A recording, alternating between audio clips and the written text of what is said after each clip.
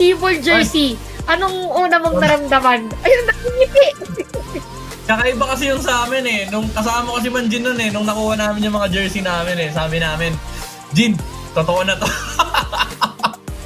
Totoo na to. Alam mo yung pagsuot mo ng jersey, parang una syempre, mga first 5 seconds, ang angas mo, proud ka.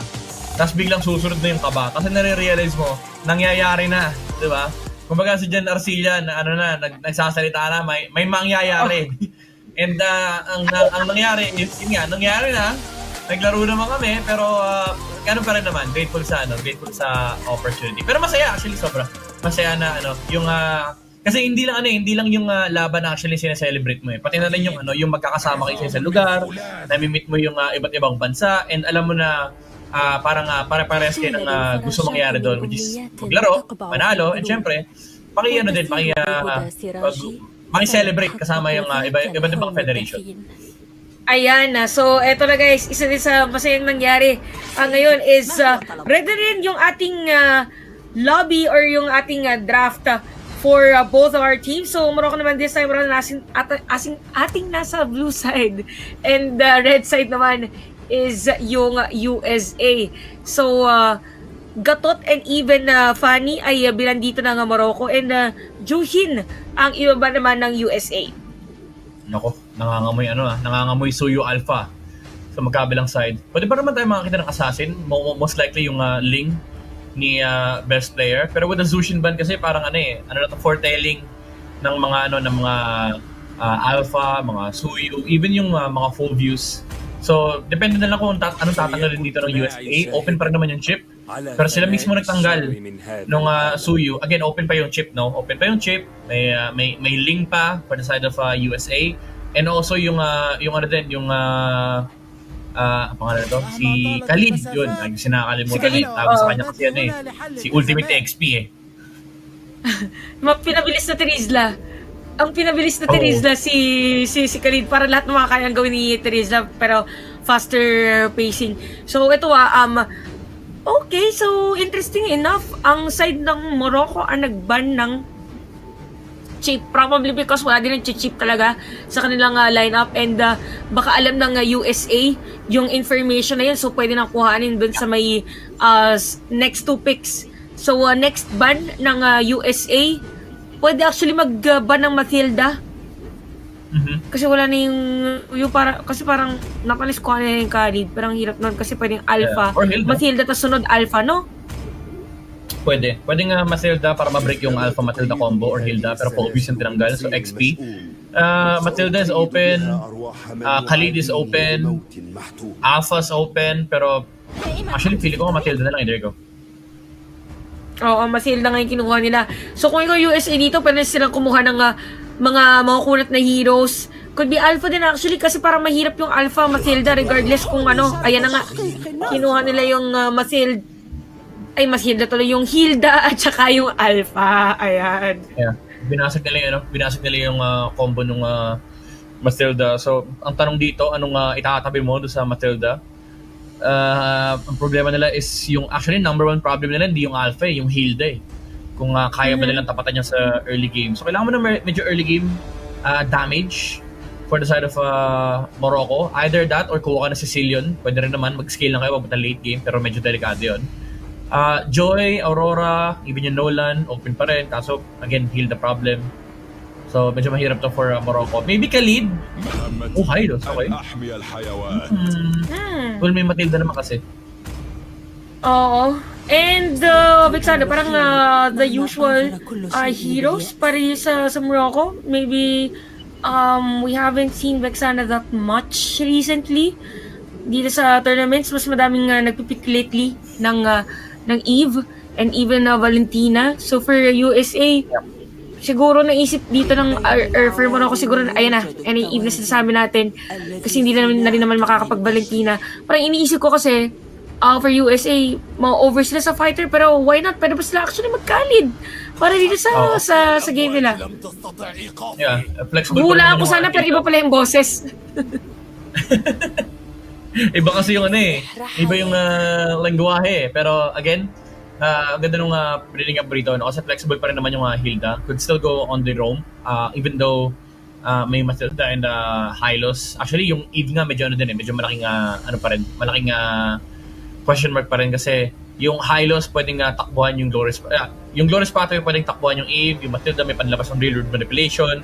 Pero overall kasi ang ganda lang ng idea ng comp dito ng USA na parang pilit na pilit yung team fight. Kumbaga, walang ibang choice yung Morocco dito kundi lumabas. Either lumabas sila or lumaban sila. So, kailangan nila na medyo burst damage kung lalaban naman nila itong Real World Manipulation. I think maki-consider pa rin nila dito yung Claude against the Eve. If not, baka, at least Bea man lang or any marksman na kayang lumaban ng early game. Tsaka medyo malikot, no? So, okay, nagbaban niya ng mga marksman to or goaling ng mga heroes natin. So, good thing USA silang kumuha ng Beatrix. So, parang overly aggressive na, no? Kung titignan mo yung lineup ng USA dito. So, ang patsagot nila is gonna be, CC and Nolan. Any thoughts? CC ano to? CC Gold Lane ba to? I mean, technically kaya niya yung Beatrix. Technically, kaya niya yung Beatrix, lalo't may supporta nung Matilda rito and medyo nakakabaliw yan sa team fight. Pero ang worry ko dito actually yung mid-game, yung scaling damage. Even though kaya naman nilang lumaban dito sa USA, they have to execute this perfectly. Kasi yung trabaho ng USA, simple lang, cover nila yung Beatrix with the Alpha, Eve, Hilda, patabain lang nila si T, tumulak sila ng towers. But when it comes to like brawl, mataas ang brawl potential actually ng Morocco. So this could be a totally good game for Morocco if mapipilit nila na lumaban dito against USA. So tingnan natin kung paano magiging takbo ng ating laban for this one. Ano nga yung final pick ng side ng USA? Parang hindi natin masyado nakita sa mga natin. Tumulog lang saglit. Hindi na. Nag-change scene na nga before showing the final pick. So again guys, sa mga bagong dating, this is the second game of our series para sa best of 3 ng Morocco versus USA. Sa mga hindi nakapanood, nanalo na po ang Pilipinas laban sa Malaysia with a 2-1 score. So ibig sabihin, pasok na sila pagdating dun sa playoffs or sa susunod natin na round. Next natin magiging the last pick is Ruby according to our member of the jury. So talagang parang sinakto nila Midnight na parang perfect for Eve and even Beatrix. Tsaka din, Shark Special. Ito yung mga picks na paborito talaga ni Shark, yung mga pang pick off na hero. I was expecting a Guinevere dahil favorite din niyang kunin yon, pero the Ruby is perfect for this lineup. Meron kang malaking coverage with the with the Eve, yung combo ng Real World Manipulation with the I'm Offended, and also it just makes sure na walang makakalapit dito kay best player. So ito na guys parang pagalingan na naman to ng pokes para sa ating dalawang teams. Kabisado nga pala ni Hoon. Parang kung meron siyang Pokemon na hero, isa yung mga Eve dyan eh. But anyways, talagang si Kenji dito is more on vision na talaga. Napilita mag-flicker out dito si Kenji. Na naman! Similar to game 1, napilitan na naman siya mag-flicker. And medyo nakakatakot yung choice niya rito Nag-flicker siya versus this lineup. So, pag nahuli yung Matilda and nagkataon na wala siyang dodge, mukhang wala ng takbuhan, makapa-ulti siya kagad. Usually, yung mga Matilda, nowadays, they would go for the Purify para lang masigurado nila na they can play aggressive with the dashes. Tapos yung aggressive tools ng kalaban ay nanenegate mo. But this time around, parang feeling ko ma-amplify lalo yung problema ng Morocco dito with the battle spell choice of Kenji. Grabe naman to 4-man invade. Wala siguro dire-diretso lang nila. Kasi naka-purify lang talaga dito is si Ayato. So pwedeng pumasok or talaga pwede lang mag-dive dito yung mga players ng United States. Kaya as early as now parang medyo nagkakaroon na agad ng gap pagdating doon sa gold. Kasi normally mga 500 gold lead ay may kita mo after ng first turtle. Pero dito ay evident na agad. So depende na lang yan kung paano yung farming ni Super Rival. But Super Rival still at level 3, magpapa-level 4 pa lang. So mukhang mauuna nga dito sila best player and the whole United States as there is no contest galing sa Morocco. Ayan na, strong invasion coming out from White Chicken and best player taking down Hylos. Nakuha pa yung orange. Nakuha pa ni Shark yung orange. By the way, ang ganda ng ginawa ni Shark. Alam niyang hindi siya magle-level 4 kahit i-clear niya yung mid-wave. So, binitawan niya na yun. Hinabol niya lang yung Hylos, poking down Chris Combat, and then nung natapos na yung third take, nandoon na yung Spear of Alpha para mapigilan si Chris Combat na makalayo mula doon sa Alpha. Kaya pala parang hinarangan niya na, no? Ganun yung mga moments na yan. Pero wait lang, doon sa may Batagedi ginamit yung Eternal Guard. At yung purple buff dito ay ayaw talaga ibigay ng United States. At masesecure pa nga yan ng kanilang kupunan. So medyo taggutom naman this time around sa Super Rival. And better start para rin sa United States. And even Fried Chicken ay ready din to the rescue para sa kanya mga kakampi. At parang ayan, may lumilipad. Papalayo si Kenji. Ang sakit ng damage kay Ayato. Kita nyo yun? Parang more than kalahati naging damage against Assisi.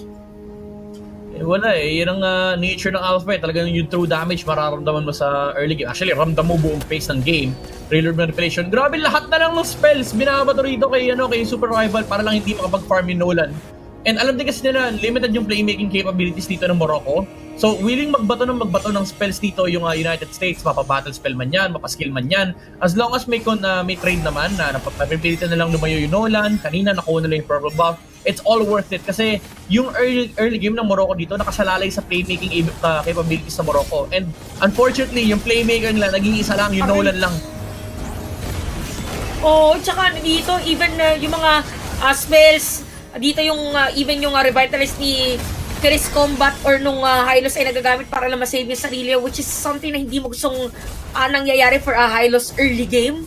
Dahil ibig sabihin nun yung pinaka-sustainability na gusto sana nilang i-pull off ay hindi na nabibigyan ng chance dito. So even na T ay hindi pa natin nakikita talaga pagdating sa teamfight, pero ibig sabihin niya ay talaga nakakapag-farm siya against Morocco, and really looking forward kung paano magiging fruitful farming for Ayato dahil wala pa na naman ding death against him, and it is what it is. USA nandito na naman sa purple buff pero makakapag-secure this time around si Super Rival. Yeah, forcing out the retry. Si Shark nga, inultihan pa niya yung purple buff just to make sure na pwede niya i-reset. Unfortunately, hindi niya nagawa yun, pero look at the space na nabibigay ng United States for T on the Beatrix. Ito yung sinasabi ko kanina na cover lang para makapag-tower take dito yung Beatrix. Grabe, no? Yung pwesto dito ng United States. Alam mo na yung pwesto nila is not really meant for a team fight. Pero if ever na merong pumalag, GD naman sila. Parang ganun, wait lang, Circling Eagle. Laban kay Keith, pero hindi ipipilit. Mas katina naman yung damage. At ito nga yung sinasabi mo, makapag-flicker out si Kenji sa time na yon. And even best player 1 nakaabang kung sinong pwedeng magiging pupuntahan. At yun nga si Heisenberg, makakatakas with a guiding wind. Pero grabe, piso para sa puso yung nangyari para kay Heisenberg doon. Ang bumuhay sa kanya yung isang tick nung Revitalize, nagkaroon siya ng HP tapos nakatak siya ni Kenji Paleo. But looking at the Beatrix now, buo na yung Blade of Despair. Just look at the gold disparity between the cores. 2,000 para kay 1,000 para kay Beatrix, 1,500 para sa Alpha. Best player having the time of his life, and ayaw talaga mamigay ng jungle dito ni Shark. Ito yung mga laro na gustong-gusto ni Shark, yun na nagugulo niya yung jungler ng kalaban mag-isa. White Chicken though. White Chicken. Si White Chicken. Revitalize sa loob ng bush. Ay! Na-deep fry! Nagkaroon ng mantika! Nagkaroon ng sebo! Makakatakas doon si White Chicken at mga players na side ng USA. Napaliktad pa nga. Sumebo midnight, nakita mo eh. Nagkaroon ng puti eh. Nagkaroon ng shield. Oo. Sabi mo nga, nagkaroon ng mantika, nagkasebo. Naging White Chicken talaga. Kala mo, kinakain na siya ni Ayato, kaso na pagkain niya may oil. Ano ko po. Everything is looking good para dito sa Team US. Even Super Rival ay mamatay na rin. Flicker out dito si Hoon. Pero dahil sa players of Morocco at pabaliktad na naman. That is gonna be a kill against Genji. So 2 players down para dito sa Morocco and United States. 6-0 para sa ating 7-minute game time. Malaki na yung lead hawak dito ng United States, 7k gold lead. And tuloy-tuloy lang yung pagbasing ng torre dito ni T. One more minion wave on this bottom lane, likely to be a free tower for United States. Pangatlong pagong nakuha ni best player. Some would say na parang worth it sana kung ginawang lord na lang, pero at this point yung lead kasi ng US parang wala na silang pakialam, basta malinis nila yung gubat ng Morocco, man. Tanggal nila lahat ng outer towers, and best player already making work On the top lane, Spear of Alpha, kumasa dito, tumama kay Super Rival at sa Nolan going down. Napakaganda ng reload manipulation dito na paggamit na ng Circling Eagle yung Matilda, and that just means baka libre na naman yung mid lane tower. Parang ano ngayon, kung ikaw yung Morocco, parang mapapaisip ka, ano nga ba talagang gagawin natin? Magko-contest ba tayo? Or magka-counter-engage ba tayo? Magde-defense ba tayo ng torre? Pero kasi yung United States, Right. ayun, ginamitan ng mga pabala dito ni T. At parang pwede na namang mag-set up ng play si Shark anytime. So torre sa taas na masira na dito ng US. And even Hoon, nilalapag na yung kanyang mga kortina para makag-zone at mga players dito ng Morocco. Si Shark ay nakaabang. Pumasok na dito yung Alpha. At napagandang eternal card. Apat na players mga tatamaan doon pero walang damage yung ibang mga players ng Morocco or walang follow-up na play against them. Kaya United States, makakatakas at aalis muna. Yun yung mga yung kakabahan ka ng konti. Ito Super Rival dito. USA still leading the charge here. Hindi sila masyado nagpapatibag doon sa nangyaring play na yun. Alam nila walang ultimate si Heisenberg. So the Vexana is not gonna be any threat as of now. So ngayon, nagagawin lang ng US. Kalmado lang, disiplina ang gameplay. Linisin natin yung gubat, linisin natin yung minion waves, wait for the Lord. And susunod dito is pwede nilang basagin yung base towers dito ng Morocco. Oo nga, so eto parang nag-aantay na naman muna ulit. And even for Morocco, feeling ko ready din sila anytime eh. Kaso sakit kasi best player 1. Kaya no, parang wala pang ibang mga players dito ay ready na agad. At mabilis ang paggalaw ngayon ng United States. Midnight Even Shark ay nakaredy yata ko sinong pwedeng hilahin. Uy! At Circling Eagle para dito kay Kenji. Walang papasukin. But Lord is gonna be the target here for United States. Morocco, parang yung kanilang movement din is ready para sumilip. Pero malayo yung kanilang jungler for a contest. Parang manggugulo lang yata, no? Oo. Di sila makasilip, nakaharang yung Ruby and pati na rin yung Hilda na hindi nila kayang bawasan. Sa totoo lang, paano nga nila papatayin dito si Fight Chicken? Nagpa-farm pa rin naman yung Nolan sa may top lane. Still looking for the gold that he needs. Medyo kawawa Super Rival dito. 3k behind siya against best player. Ngayon lalo na nakakuha pa ng Lord dito United States. 10k gold lead ang hawak nila. And Grabe. Lord marching in the middle lane. Isisink yung minion waves ng mid tsaka bot. Iniiwanan nila yung top. Sabi nila di daw nila kailangan. Pero US. And they actually break the base of Morocco. Ito na yung Lord sa may middle lane. And si Kenji hindi yata makakapag go for set of play. At unti-unti sisira ng United States yung torre dito sa may bigyan ng gitna. Si Super Rival ay lilikod sana para makapag-clear ng minion wave. Pero si Chris Combat ang kanilang makukuha. And Lord ay nandito pa rin sa gitna. May minion pa doon sa may bandang baba. So parang pwedeng kuhanin din ng USA yung torre dyan. Napakaganda pagpasok para kay best player. Ay, ito is down! At si Shark, kung kanina yung mga objective yung kanyang ayaw ibigay, ngayon naman kukuhanin niya mga players ng Morocco. And eto na yata ang inaantay na pagkapanalo ng USA as they win with a sweep against Team Morocco. Rematch ang mangyayari. Malaysia laban sa USA. Unfortunately for Morocco, they are now out of IESF 2024. That was the elimination match against USA. And makikita ulit ang Malaysian team laban naman sa North America. Usual played pa rin naman para sa Morocco. Pero again, ang Pilipinas po ay pasang sa playoffs, so huwag na kayo kabaan.